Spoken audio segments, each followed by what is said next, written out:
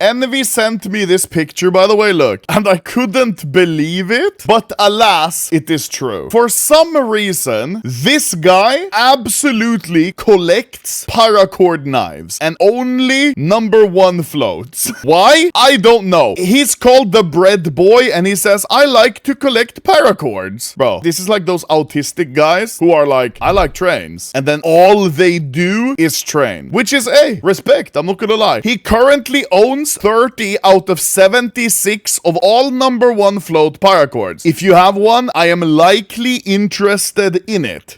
He's got 40% of the entire supply of #1 float paracords. That's crazy, okay? I'm not just talking about the #1s. He's got the worst ones, the best ones, everyone. Look, Paracord Crimson, Battlescarred stat track, worst float. Best float, Paracord Night Stride. This is float capped as well. And these are also all float capped at 0.8. Vanilla even. This is crazy, guys. Many people don't even know this because if they don't use an extension, a vanilla knife, it looks like this. You can basically not see any info. You know, it's just a vanilla. But if you have an extension, you can still see the float because every skin has a float. And this paracord has the worst float out of all. And this float value does nothing. Doesn't make it look worse, doesn't make it look better. It's literally just a number attached to it. Look, like I can't see any info about it in game. You can't even see it without having an extension, which is like crazy that he even buys that one. But that's dedication. Slaughter stat track as well, #1 float because it's float capped at 0.01. Many people don't know that. Forest DD-Pat, Urban Mask. He's got the stat track Urban Mask and the regular non-stat track. Both #1 highest float. Let's see, the case hardened. Oh my god. This is what a case hardened paracord is supposed to look like. You see the shine, you see the colors. Meanwhile, his is so battle scarred. There is no shine. You can't see anything. Where is the sun? I have no idea. I don't know why. Like, you're digging yourself into such a pit. Imagine if bro one day is like, oh yeah, I think I want to buy like car or something. I need money. I should sell the skins. Imagine how long it's gonna take to sell all of these. Why are there 3 #1 slaughters? Because this is the #1 best stat track, float capped at 0.01. This is the worst stat track, 0.26 float cap. And this is the worst non-stat track, also 0.26 float cap. So he is only missing the best float stat track one. He's got paracord Marble Fade, and this is a new one. Stat track paracord Night Stripe, all of these weird skins. If he wants to sell them, that is going to be absolutely difficult. Why does he do that? This has to be the weirdest collection, I think, I've seen in a while. I've seen people collect float skins. Some people collect paracords. I've never seen anyone collect only float paracords. Like, why? Don't #1s sell for a lot, though? That's one thing. People underestimate how much #1 float skins sell for. Some sell for a lot, but some also don't sell for that much. Now, I'm not a float connoisseur. I'm not a float aficionado. I don't know how much these would sell for extra, but I do know it depends a lot on the float. If they're #1, but they don't have that good of a float, they're not gonna sell for that much because float is so beatable in terms of better one being unboxed. But if it's a really, really, really good float that's almost unbeatable, then yeah, the price could be very high. I have my favorite paracord, this one, which is for sale, by the way, but I kind of low-key don't want to sell it, but it's so good looking. I wouldn't want to have all of them other ones, but that's the paracord I'm okay with having.